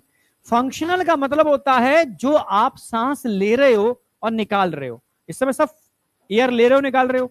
कौन सी एयर ले रहे हो निकाल रहे हो? बताओ। टाइडल ले रहे हो, टाइडल निकाल रहे हो, टाइडल ले रहे हो, टाइडल निकाल रहे हो। टाइडल के बाद भी कुछ निकाल रहे हो क्या इस समय? तो आपके लंग्स में क्या क्या है? ये लंग्स में है आपके, ये भी लंग्स में है आपके। दोनों को जोड़ देंगे तो क्या बोलेंगे? फंक्शनल रहते हुए, फंक्शनल रहते हुए, सांस लेते हुए आपके लंग्स की रेजिडुअल कैपेसिटी क्या है? तो आपको सांस लेते हुए, सांस लेते हुए आप ये लंग्स में रेजिडुअल कर रहे हो, रोक रहे हो, और ये लंग्स में हमेशा रहती है। यानी इन दोनों को जोड़ दोगे तो क्या कहलाएगी? ये functional residual capacity. F R C कितना होगा? एफ आर सी जरा बताओ। इसको जोड़ दो, इसको जोड़ दो, कितना हो गया? यानी F R C is equal to E R V plus R V is equal to 2300। इसमें किसी को कोई डाउट है? पीछे रेड शर्ट, नो? बिंदास होकर पूछ लियो। इधर पीछे बेटा कोई? पक्का ना? अब टोटल लंग कैपेसिटी, हाँ क्या बेटा? फंक्शनल क्यों हो जाएगा? फंक्शनल तो तू जो ले रहा है निकाल रहा है ये है फंक्शनल। Tidal volume. तो फंक्शनल रहते हुए रेजिडुअल कैपेसिटी, फंक्शनल रहते हुए रेजिडुअल कैपेसिटी। फंक्शनल का मतलब है सांस लेते निकालते हुए कितनी एयर आप लंग्स में होल्ड करते हो। फंक्शनल रहते हुए टाइडल ले रहे हो, टाइडल निकाल रहे हो, ये दो आप लंग्स में होल्ड कर रहे हो। रेजिडुअल लंग्स में रखने की क्षमता नहीं आई क्या? ठीक है। अब टोटल लंग कैपेसिटी तो सिंपल है यार। टोटल लंग कैपेसिटी कितनी होगी? सबको जोड़ दो। एनसीईआरटी ने इसके लिए एक लाइन लिख रखी है, इसके लिए ये लिख रखा है, इसको टीएलसी बोलते हैं, T L C, total lung capacity. NCERT बोलती है वाइटल कैपेसिटी में अगर आप रेजिडुअल कैपेसिटी जोड़ दो, भाई वाइटल कैपेसिटी तीनों के मिलाने से बन रही है, इसमें रेजिडुअल जोड़ दोगे तो टीएलसी हो गया ना? हाँ है ना? तो बस एनसीईआरटी ने इतनी सी बात करी है। Vital capacity plus residual volume कितना हो गया? सब जोड़ दो तो 59। जोड़ो सही। 5800 यानी 5800। इसमें किसी को कोई डाउट है? पक्का? यस या नो? हाँ बेटा पूछ। ये टीएलसी, टीएलसी का मतलब है टोटल लंग कैपेसिटी। आपके लंग्स की टोटल क्षमता कितनी है यहां से यहां तक, ये टोटल लंग कैपेसिटी है। इसको ऐसे भी लिख सकते हैं, मैं फिर से लिख देता हूं एक रुक ना।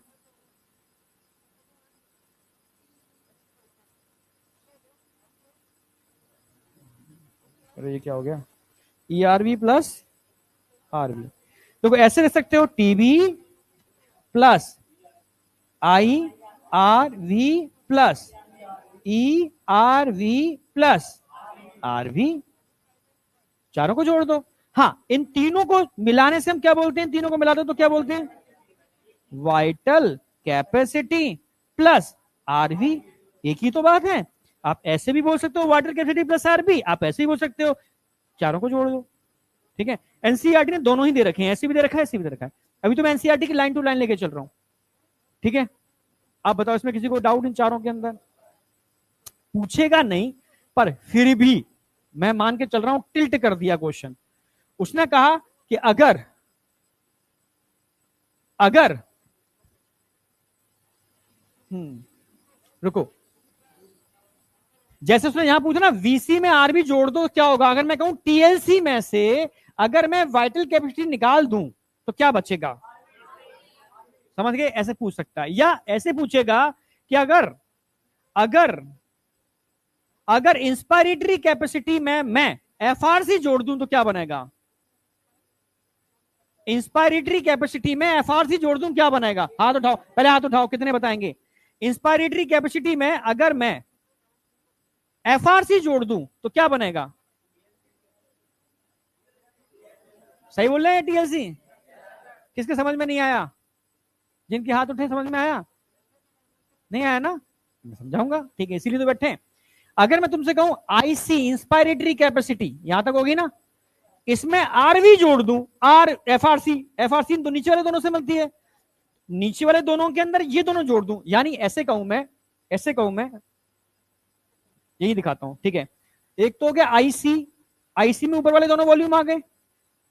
अब एक हो गया ये नीचे वाले दोनों एफआरसी, एफआरसी इक्वल टू क्या हो गया, टोटल लंग कैपेसिटी। तो टोटल लंग कैपेसिटी में ऊपर के दो वॉल्यूम और नीचे के दो वॉल्यूम मिलाकर के हो गए। ऐसे भी तो पूछ सकते हैं इसको, चीज वही है पर घुमा के पूछ लिया हमने। नहीं आया क्या? जैसे अब समझो, मैं एक और पूछता हूं तुमसे, पूछें? अगर अगर थोड़ा टिपिकल कर दूं, टोटल लंग कैपेसिटी में से अगर मैं रेजिडुअल वॉल्यूम निकाल दूं, सिंपल है, तो क्या बचेगा, वाइटल कैपेसिटी। भाई टोटल लंग कैपेसिटी में से रेजिडुअल निकाल दो, क्या बचा? समझ गए ना? सिर्फ जोड़ भाग गुणा है और प्रेजेंस ऑफ माइंड का खेल है। सिंपल क्वेश्चन आएगा, तुम गलत करके आ जाओगे। इस बार भी हुए हैं बहुत सारे क्वेश्चन, बच्चे ऐसे सिली मिस्टेक करके आए हैं जिनको पीटने का मन कर रहा है। समझ रहे हो? इतनी छोटी सरल क्वेश्चन आता है तो सिली मिस्टेक ज्यादा कर देते हो। सिंपल क्वेश्चन पूछेगा इसी से, पर तुम यही समझ नहीं पाओगे, तुम्हें ड्रॉ करना पड़ेगा वही हाल की हाल, और तुमने बिना ड्रॉ किए तुम गलत करके आओगे। मैं पहले कह दे रहा हूं, इसको ड्रॉ कर लोगे तो तुम 2 मिनट में कर लोगे सही, और बिना ड्रॉ करके क्वेश्चन ऐसा है जो तुम बिना ड्रॉ करके करोगे, जब सरल क्वेश्चन है वही गलती कर दोगे। समझ गए ना मेरी बात? आई या नहीं आई? ठीक है, तो इस तरह के क्वेश्चन पूछे जा सकते हैं, पर ये मिनिमम तो पूछेगा ही पूछेगा, एनसीईआरटी की लाइंस है। इसमें किसी को कोई डाउट है? मैं कोई टेस्ट लूंगा तो उसमें मैं थोड़ा घुमा के डाल सकता हूं क्वेश्चन। ठीक है, बस मैंने हिंट दे दिया कि ऐसे क्वेश्चन आ सकते हैं टेस्ट में। ठीक है, वो तुम अपनी प्रैक्टिस कर लेना। ठीक है, चलो यहां तक कोई doubt? Pulmonary capacity, pulmonary volume clear है आपको? चलो, अब मैं आपसे कहूं कि इनमें से कौन सा वॉल्यूम है जो स्पायरोमीटर से मेजर नहीं किया जा सकता? भाई ये तो कभी कर ही नहीं पाओगे। स्पायरोमीटर से तो वही मेजर करोगे जो ले रहे हो, निकाल रहे हो। जो लंग्स में हर समय बैठा है वो कैसे मेजर करोगे? उसके लिए अलग मेथड होते हैं। ठीक है, मैनुअल मेथड होते हैं, इसमें इनर्ट गैसेस के थ्रू हम मेजर करते हैं। समझ रहे हो? पर स्पायरोमीटर से मेजर नहीं कर सकते किसको? रेजिडुअल वॉल्यूम को। अच्छा, ऐसी कौन सी कैपेसिटी है इसको स्पायरोमीटर से मेजर नहीं कर सकते? ऐसे याद रखो, रट्टा मत मारो, रट्टा मत मारो। ऐसी कोई भी कैपेसिटी जिसके अंदर रेजिडुअल वॉल्यूम आता है उसको आप स्पायरोमीटर से मेजर नहीं कर सकते, क्योंकि उसमें रेजिडुअल वॉल्यूम आता है, और रेजिडुअल वॉल्यूम को कभी भी हम स्पायरोमीटर से मेजर नहीं कर सकते। समझे बेटा? पीछे समझ रहे हो ना? ये बात समझ में आई या नहीं आई? तो वॉल्यूम पूछे तो रेजिडुअल वॉल्यूम, कैपेसिटी पूछे तो दो ही कैपेसिटी जिसमें रेजिडुअल वॉल्यूम आता है, एक एफआरसी में आता है और एक टीएलसी में आता है। कोई डाउट? पक्का? चलो, वही मैंने लिख दिया इसके अंदर। ठीक है, अब एनसीईआरटी में पहले जो टाइटल वॉल्यूम दे रखा है ना, उसमें 2 लाइनें देखो और ऐड कर रखी हैं। उसमें पल्मोनरी वेंटिलेशन की बात कर रहा है वो, एनसीईआरटी के पहले पैरा की लाइनों में। वो कहना चाह रहा है, तसल्ली से पढ़ना घर पे, कोई नहीं, एनसीईआरटी पढ़नी है आपको मेरे साथ साथ। वो कहना चाह रहा है कि 1 मिनट के अंदर, भाई वेंटिलेशन का मतलब है 1 मिनट में कितना एयर ले रहे हो निकाल रहे हो, ठीक है। पल्मोनरी वेंटिलेशन का मतलब है volume of air which inspire and expire, ठीक है, पर minute during normal breathing. Normal breathing के दौरान 1 मिनट में कितना एयर आप ले रहे हो और निकाल रहे हो, ले रहे हो और निकाल रहे हो, वो क्या है आपकी, बिल्कुल सही भाई, पल्मोनरी वेंटिलेशन। तो वेंटिलेशन क्या होगा, इसको पल्मोनरी वेंटिलेशन शॉर्ट में लिखें पीवी। तो पीवी इक्वल टू क्या होगा, टाइडल वॉल्यूम, भाई टाइडल वॉल्यूम लेते हो निकालते हो, into rate of breathing, rate of breathing.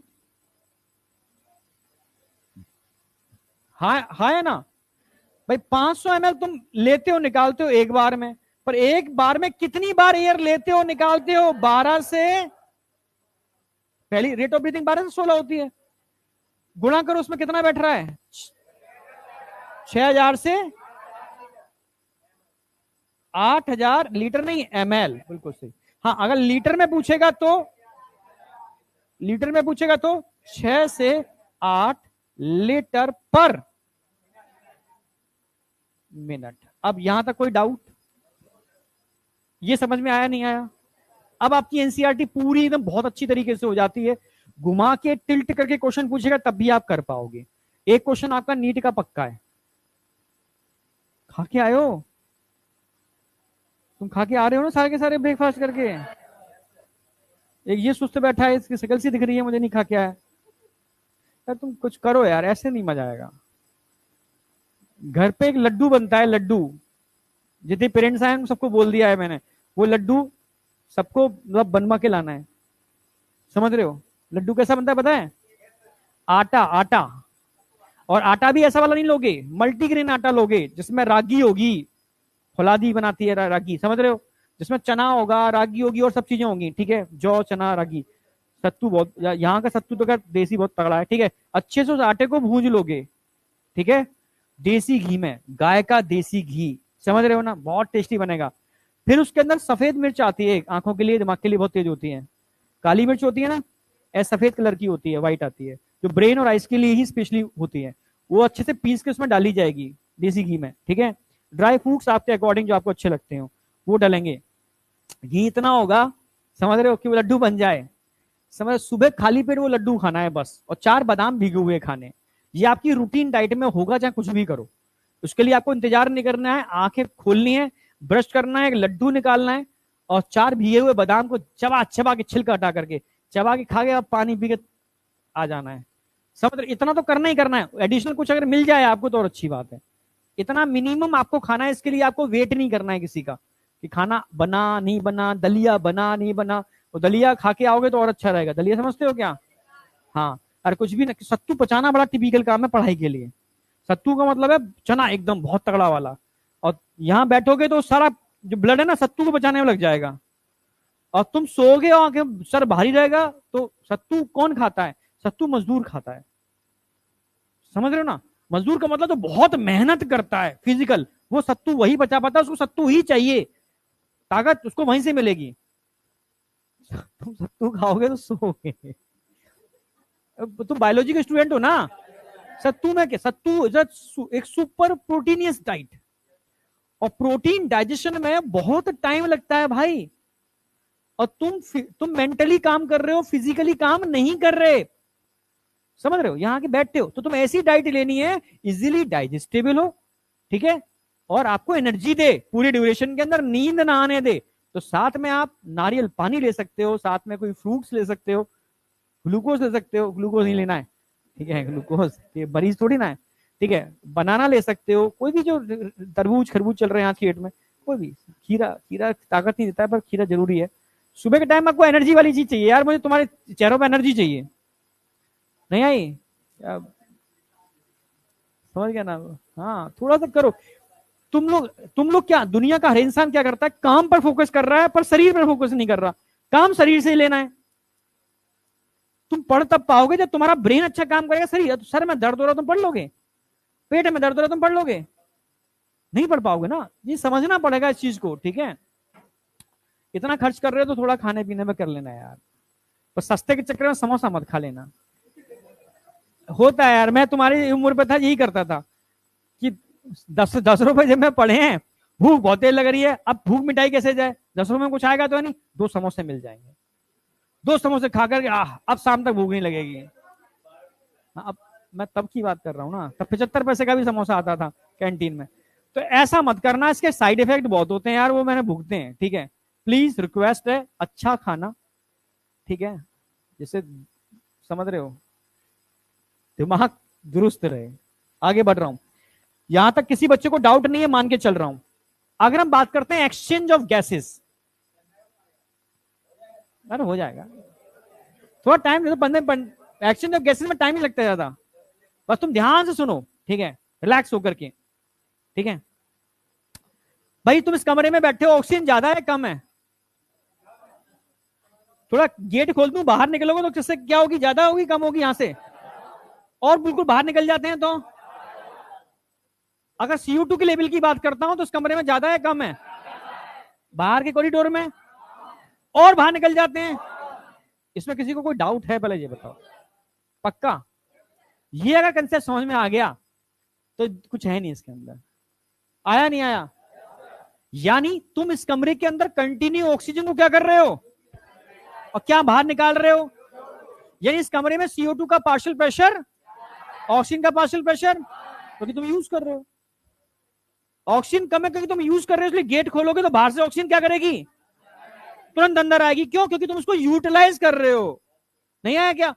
Gate खोलता हूं कंटिन्यू, अगर मैं देखूं तो जहां से ऑक्सीजन अंदर जा रही है तुम्हारे फेफड़ों में, और ध्यान से देखो CO2 बाहर जा रही है। समझ रहे हो? कंटिन्यू ऑक्सीजन आ रही है, CO2 बाहर जा रही है, ऑक्सीजन अंदर आ रही है, CO2 बाहर जा रही है। यानी समझ में आया? CO2 बाहर क्यों जा रही है? क्योंकि अंदर ज्यादा है। ऑक्सीजन अंदर क्यों आ रही है? क्योंकि ऑक्सीजन बाहर ज्यादा है। आई या नहीं आई? ऐसी में अगर बाहर खड़ा हो जाऊं खिड़की पर, बिल्कुल विंडो पर, तो विंडो खोल दूंगा तो मैं विंडो में देखूंगा कि कंटिन्यू विंडो से ऑक्सीजन, क्योंकि बाहर ऑक्सीजन, और कंटिन्यू विंडो से CO2, क्यों? क्योंकि अंदर CO2। आई या नहीं आई? यानी यही चीज हमारे अंदर चल रही है। टिश्यू, अगर मैं ऊतक टिश्यू की बात करता हूं, समझना मेरी बात बिल्कुल सिंपल तरीके से, बस ये समझ में आ गया कुछ है ही नहीं, कुछ भी नहीं है फिर तो। ये मान लो टिश्यू है,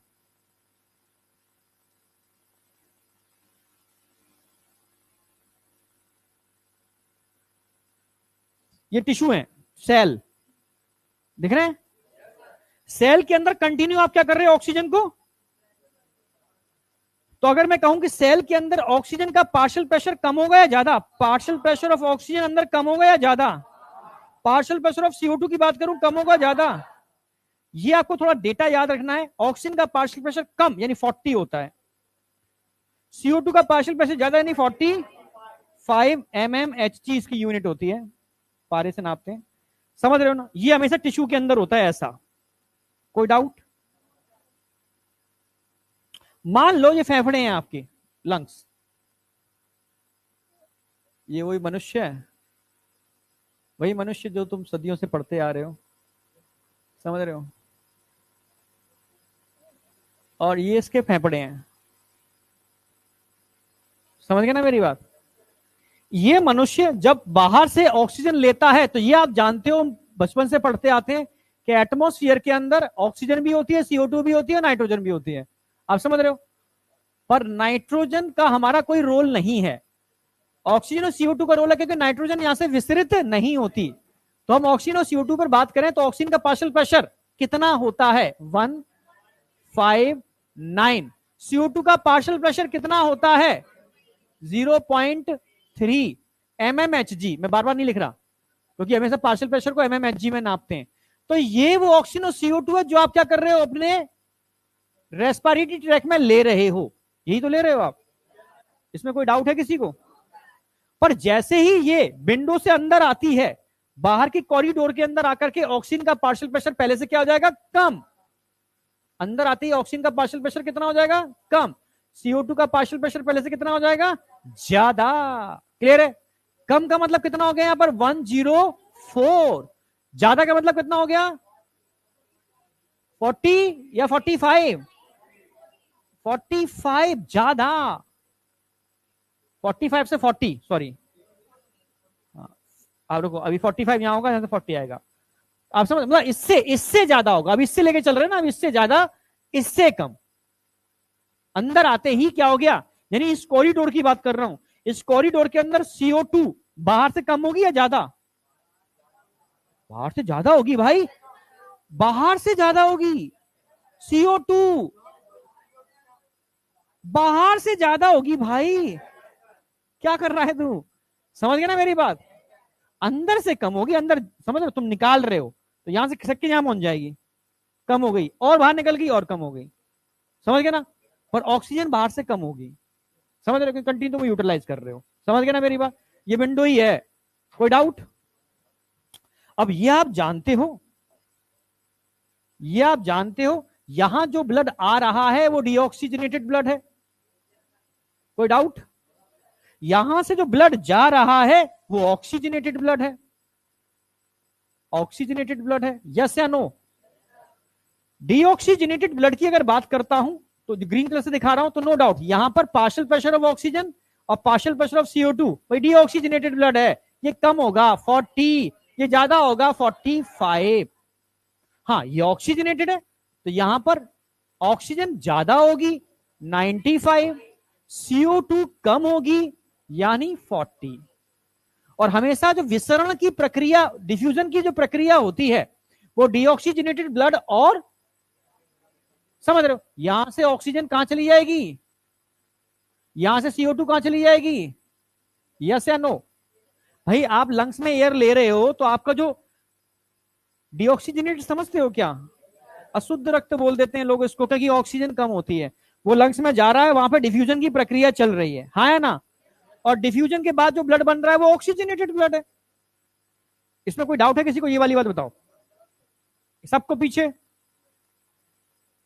पक्का। और अब क्या होगा समझना, यहां से ये ब्लड सीधा कहां जाएगा, किसके थ्रू जाएगा, ऑक्सीजनेटेड, ऑक्सीजनेटेड, ये ऑक्सीजन ब्लड को लेकर के जाने वाली कौन होगी, पल्मोनरी, भाई जो हार्ट में लेके जा रही है वो कौन है, पल्मोनरी वेन, पल्मोनरी वेन, ये तो जानते हो ना, पल्मोनरी वेन, पल्मोनरी आर्टरी, ये अपवाद है, वेन होती हुई भी ब्लड कैसा होगा उसमें, ऑक्सीजनेटेड, कोई डाउट, यहां से जो ब्लड ला रही थी, जो ब्लड ला रही थी वो क्या थी, पल्मोनरी, अपवाद है, आर्टरी होते हुए ब्लड कैसा है ये, डीऑक्सीजनेटेड पल्मोनरी आर्टरी, इसमें कोई डाउट किसी को, कहां से आ रही है और जा रही है, 4 चैम्बर वाला यहां पर कौन है, हार्ट है, ये लिख देता हूं बस मैं, 4 चैम्बर वाला हार्ट है यहां पर, हार्ट से ही ये प्रक्रिया चल रही है,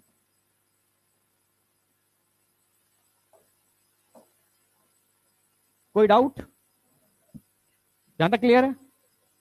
अब हार्ट इस ऑक्सीजनेटेड ब्लड को पूरी बॉडी में भेजेगा, भेजेगा ना, यानी यहां से ये भेज दिया इसने, और यहां से डीऑक्सीजनेटेड ब्लड वापस हार्ट में आएगा, इसमें कोई डाउट, और डीऑक्सीजनेटेड ब्लड को लाने वाली ये पल्मोनरी नहीं होगी, ये क्या होगी, सिस्टेमिक वेन, सिस्टेमिक वेन, क्योंकि वेन में डीऑक्सीजनेटेड ब्लड होता है, और ये क्या होगी, सिस्टेमिक आर्टरी, ये सर्कुलेटरी सिस्टम का पार्ट है जो पढ़ाऊंगा आगे में कि किस तरीके से सर्कुलेशन होता है, यानी इधर आपको ऑक्सीजनेटेड ब्लड दिख रहा है, इधर डीऑक्सीजनेटेड ब्लड दिख रहा है, इसमें किसी को डाउट है, ठीक है। अब यही वाला प्रेशर, ये नहीं, ये यहां से घूमता हुआ इसमें जाएगा, फिर घूमता हुआ इसमें आएगा, नहीं, इसमें भी सेम वही चीज होगी जो ऊपर दिख रही है, सेम यही चीज होगी, समझ गए नहीं समझ गए, यही चीज यहां पर होगी, सेम प्रेशर यहां पर होगा, ठीक है, और इसमें भी जो प्रेशर यहां पर है वही प्रेशर यहां पर होगा, बाबा लिखने की जरूरत ही नहीं है, किसी को डाउट, यही तो ब्लड यहां से घूमता हुआ यहां जा रहा है, यहां से घूमता हुआ यहां जा रहा है, यही ब्लड यहां से घूमता हुआ यहां आ रहा है और यहां से घूमता हुआ यहां आ गया। कोई डाउट? अब टिश्यू के अंदर का मैकेनिज्म अलग है। अब यहां मैं इसी चीज को यहां लिख दूं, अगर मैं ऑक्सीजन की बात करता हूं तो ऑक्सीजन का पार्शियल प्रेशर कितना है यहां पर 95, और CO2 का पार्शियल प्रेशर 40। तो सिंपल बात है, CO2 यहाँ 45 है, यहाँ 40 है, तो CO2 डिफ्यूज होकर यहां से कहां चली जाएगी? बाहर। ऑक्सीजन डिफ्यूज होकर कहां जाएगी? अंदर। हो गया डिफ्यूजन हाई से लो की तरफ। वापस वही हुआ, डिफ्यूजन होकर के ब्लड कैसा बन गया? डीऑक्सीजनेटेड। उसमें प्लस सेम ऐसा ही है, मैं लिख चाहूं यहां भी लिख देता हूं मैं।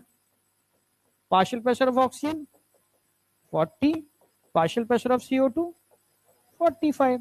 ये ब्लड यहां से तो यहां, यहां से तो यहां, यहां से आप इसको बाहर निकाल रहे हो, ये बाहर निकाल रहे हो। जो एयर बाहर निकालते हो उसमें थोड़ा चाहो याद रखना, ऑक्सीजन का पार्शियल प्रेशर कितना होगा? 116 mmHg। CO2 का पार्शियल प्रेशर कितना होगा जरा बताओ? 32 mmHg। ये दो डेटा एनसीईआरटी में नहीं दे रखे, जो मैंने एडिशनल ऐड किए हैं। ठीक है, यानी इतना समझ में आ गया कि जैसे जैसे आप अंदर आते जा रहे हो ऑक्सीजन कम होती जा रही है। ठीक है, जैसे जैसे अंदर आते जा रहे हो ऑक्सीजन कम होती जा रही है। जैसे अंदर आते जाओगे, अंदर का मतलब है एटमॉस्फेयर से, एटमॉस्फेयर से आप कहां जा रहे हो? टिश्यू। कहां जा रहे हो? टिश्यू। पूरे लिख देता हूं मैं। एटमॉस्फेयर से पहले लंग्स में जाओगे, लंग से कौन सा ब्लड होगा? Oxygenated, deoxygenated? पहले मैं ऑक्सीजन देता हूं। ऑक्सीजनेटेड ब्लड में जाओगे, ऑक्सीजनेटेड ब्लड के बाद कहां जाओगे? सीधे टिश्यू। इस पूरे रूट के अंदर मैं पार्शियल प्रेशर ऑफ ऑक्सीजन की बात करूं अगर, तो एटमॉस्फेयर में ऑक्सीजन कितनी थी? लंग्स में आके कितनी हो गई? ऑक्सीजनेटेड ब्लड में कितनी होगी? और टिश्यू में कितनी होगी? यानी धीरे धीरे ऑक्सीजन घटती जा रही है। ठीक है, CO2 की बात करेंगे तो उल्टी, CO2 कहां जहां पर ज्यादा होगी? टिश्यू के अंदर। समझ रहे हो?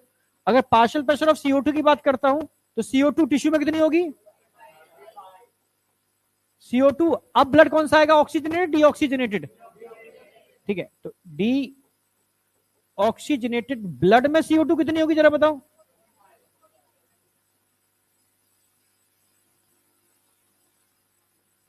आगे बढ़ो, 45 होगी, 40 होगी? 45। हाँ, अब आगे बढ़ो, अब लंग्स में कितनी होगी? कम हो गई। और आगे बढ़ो, बाहर निकाल रहे हो उसमें, लंग्स में जो बाहर निकाल रहे हो उसमें कितनी होगी? 32। एटमॉस्फेयर में कितनी होगी? एक चीज ज्यादा जुड़ गई इसके अंदर। ठीक है, अंदर से निकल रही है और एटमॉस्फेयर में कितनी है। ये सीक्वेंस समझ में आई या नहीं आई? किसके समझ में नहीं आई? हाथ उठाओ बिंदास होकर के। हाँ, अब वापस आ रहा हूं, बस इतना ही समझना है। 32 कहां का है? 32 जो आप बाहर निकाल रहे थे, लंग से जो बाहर निकाल रहे थे वो 32 निकाल रहे थे। लंग से बाहर ऑक्सीजन निकाल रहे थे 116 निकाल रहे थे।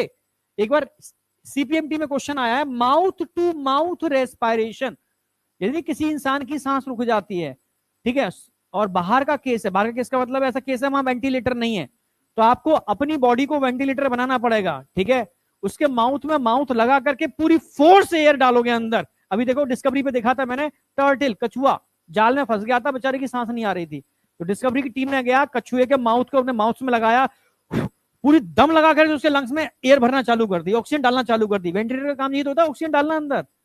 तो उसमें कितने ऑक्सीजन डाल रहा है? तुम्हें लगेगा यार अपनी मुंह से निकाली हुई जो डाल रहा है वो CO2 डाल रहा है ना, उसमें 116 mmHg ऑक्सीजन होती है, जितनी लेता है उसका लगभग 1/3 यानी 1/3। आप समझ रहे हो? 159 ले रहा है और 116 निकाल रहा है।